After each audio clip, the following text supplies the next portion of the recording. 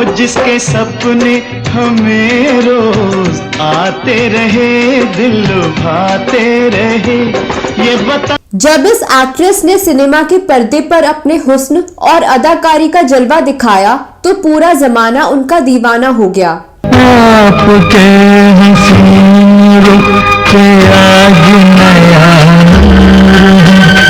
गजब की खूबसूरती और बड़े बड़े कजरारे नैनों वाली यह अभिनेत्री जब पर्दे पर आती थी तो मानो रुत मस्तानी आ जाती थी। तू भी आजा के आ गई रुत मस्तानी, ओ ढोल सजना। जिस अभिनेत्री ने अपने सौंदर्य और अभिनय की प्रतिभा से हर किसी को अपना दीवाना बना लिया था, उसे दुनिया माला सिन्हा के नाम से जानती है। मिलती है जिंदगी में मोहब्बत कभी कभी, जिन्होंने अपने फिल्मी करियर में तरह तरह की भूमिकाएं की। वह कभी गांव की गोरी बनी तो कभी खूबसूरत रोमांटिक प्रेमिका, कुंवारी माँ हो या मजबूर नारी, सभी तरह की भूमिकाएं इन पर खूब फबी। रहने दे अभी थोड़ा सा भरम है जाने। इन्होंने अपने समय के सभी हिट हीरो के साथ जोड़ी जमाई। इस वीडियो में 40 साल तक सिनेमा जगत पर राज करने वाली भारतीय सिनेमा की इसी मशहूर एक्ट्रेस के बारे में हम बात करने जा रहे हैं, जिनकी अदाकारी के एक समय लोग दीवाने थे। आजा तुझको पुकारे मेरे गीत रे, मेरे गीत रे। लेकिन आज लोगों की नजरों से दूर गुमनामी की जिंदगी जीने को मजबूर है। तो चलिए वीडियो की तरफ।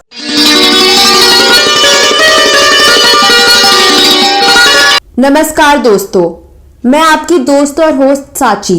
दोस्तों, फिल्मों में काम करने वाले कलाकार को बहुमुखी प्रतिभा का धनी माना जाता है, लेकिन हिंदी सिनेमा के शुरुआती दौर की अगर बात की जाए तो ऐसे कम ही कलाकार थे जिनमें एक्टिंग, डांस और सिंगिंग तीनों गुण रहे हों।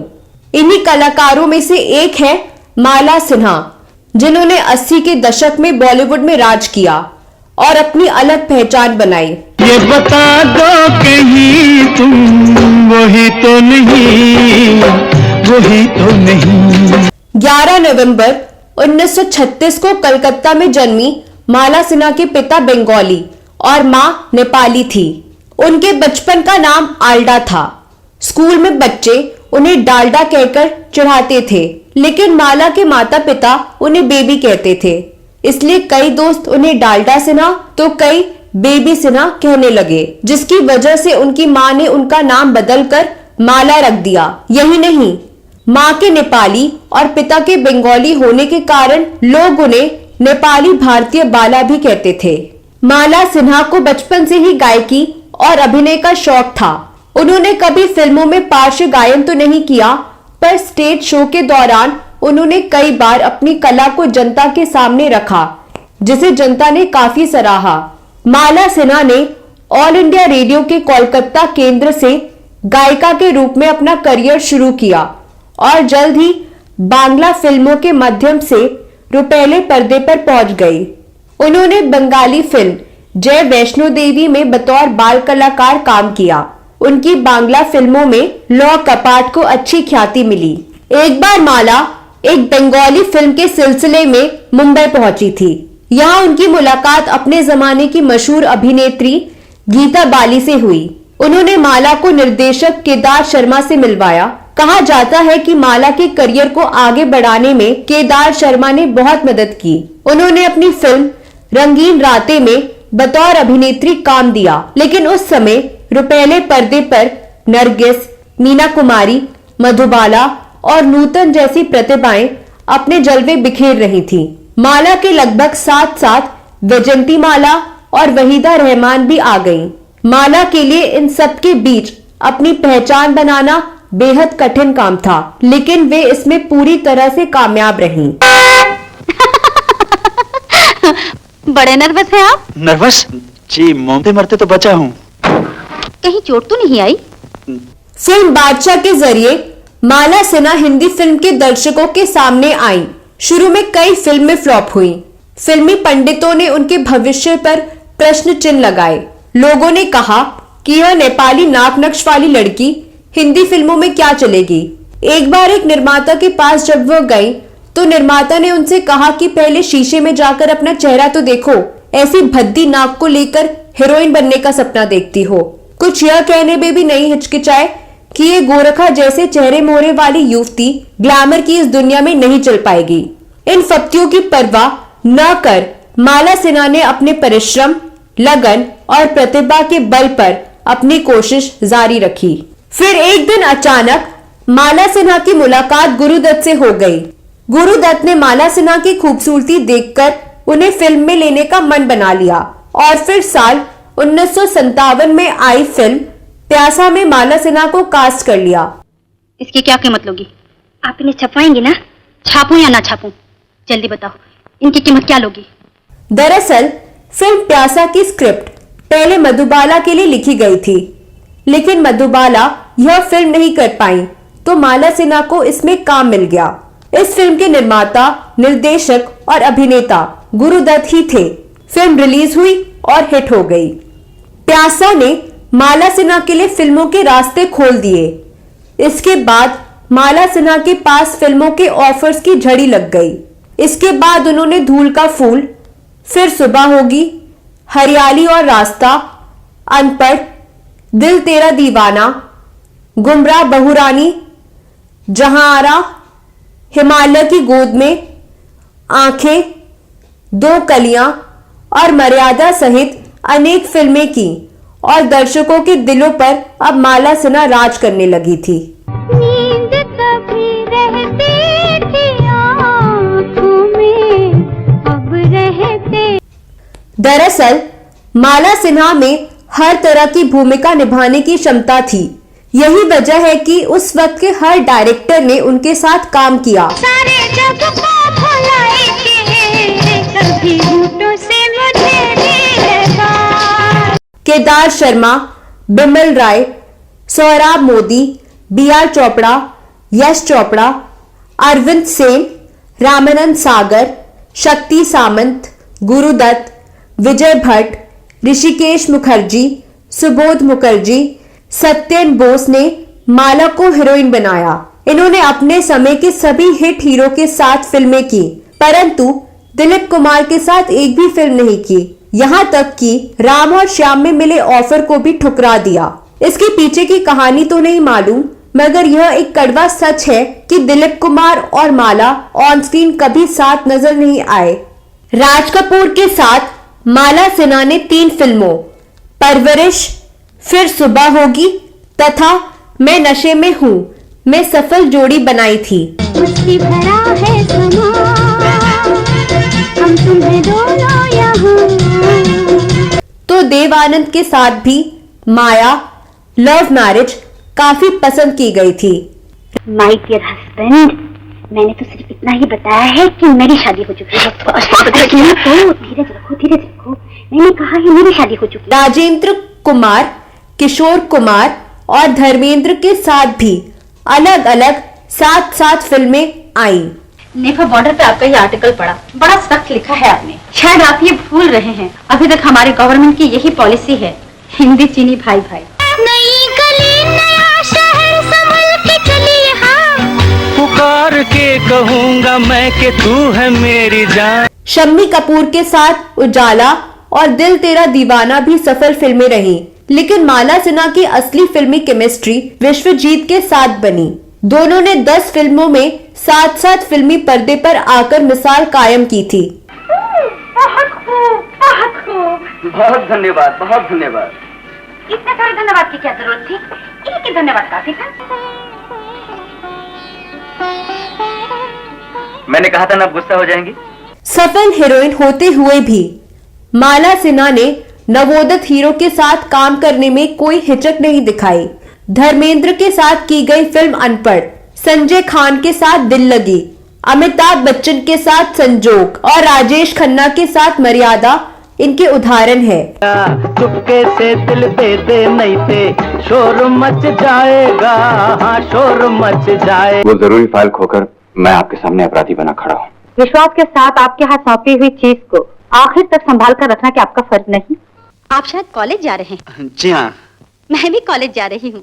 ठीक है, जाइए, शौक से आप कार में आ जाइए, मैं आपको छोड़ दूंगी। मैं हो गई बदनाम, ना सोच तू बच जाएगा, शोर मच जाए। माला सिन्हा के फिल्मी करियर के बारे में तो सभी जानते हैं, लेकिन उनकी शादी का दिलचस्प किस्सा बहुत कम लोगों को ही पता है।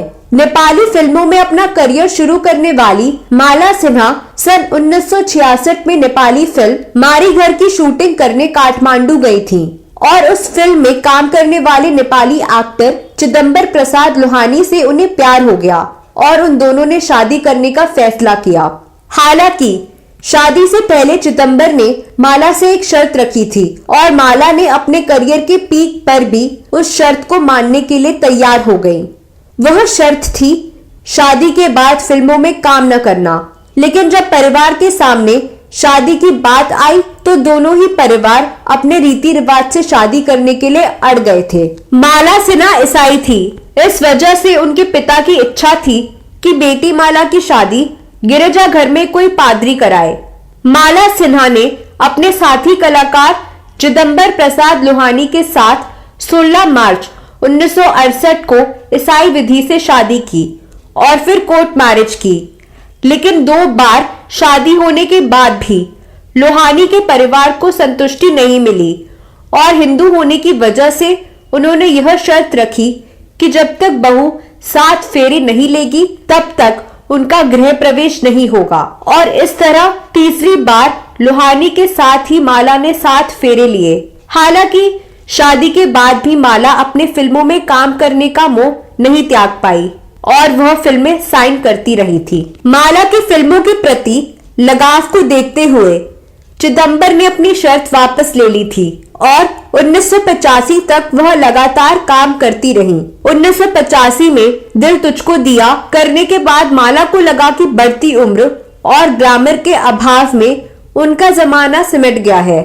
माँ और दीदी जैसे कैरेक्टर रोल में वह आना नहीं चाहती थी, इसलिए ऐसे प्रस्ताव न मानकर उन्होंने फिल्मों से छुट्टी ले ली। 1991 में राकेश रोशन उन्हें खेल में फिर से कैमरे के सामने लाने में सफल रहे। इसके बाद उन्होंने 1992 में राधा का संगम और 1994 में जिद की। तुम मुझको जानती नहीं हो, एक इशारे पर तुमको जेल भिजवा सकती हूँ। अरे क्या हो गया है तुझे? कुछ नहीं। अच्छा तो ठीक है, खोया खोया क्यों लगता है? दादी माँ, मैं आपसे काम करूंगा। उसके बाद फिल्मों को अलविदा कह दिया। माला सिन्हा ने अपने फिल्मी करियर में 100 से ज्यादा फिल्मों में काम किया।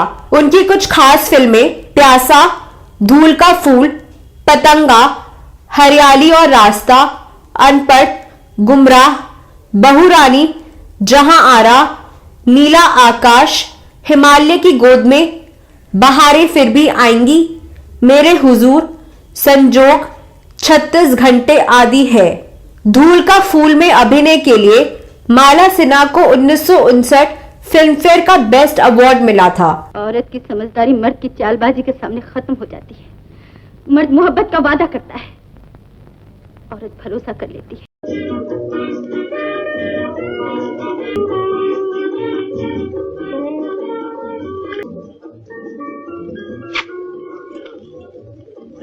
1960 की फिल्म बहुरानी, 1960 की ही फिल्म हिमालय की गोद में और 1964 की फिल्म जहां आरा के लिए बेस्ट एक्ट्रेस का नामांकन मिला था।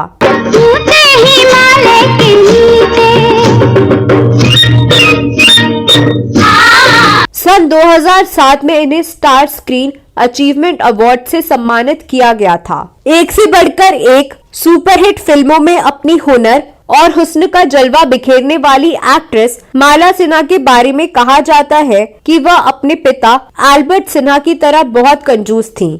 वह घर में नौकरों के बजाय खुद ही काम करना पसंद करती थीं। एक बार माला सिन्हा के मुंबई स्थित घर पर इनकम टैक्स का छापा पड़ा था। उस दौरान उनकी बाथरूम की दीवार से 12 लाख रुपए बरामद हुए थे। उस जमाने में इतने रुपए बहुत मायने रखते थे।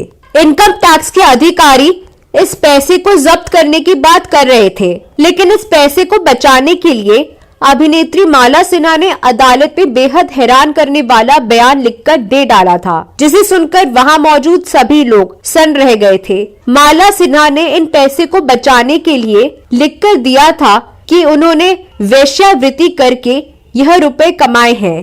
कहा जाता है कि माला सिन्हा के पिता एल्बर्ट इन रुपयों को हाथ से नहीं जाने देना चाहते थे, इसलिए उन्होंने वकील की यह सलाह अपनाई और माला सिन्हा ने ये बयान दे डाला था। इसके बाद माला सिन्हा को लोग गलत निगाह से देखने लगे थे।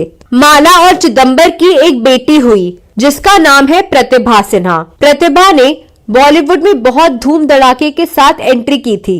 फिल्म राजा हिंदुस्तानी में उनके ऊपर फिल्माया गया गाना परदेसी परदेसी आज भी लोगों को याद है।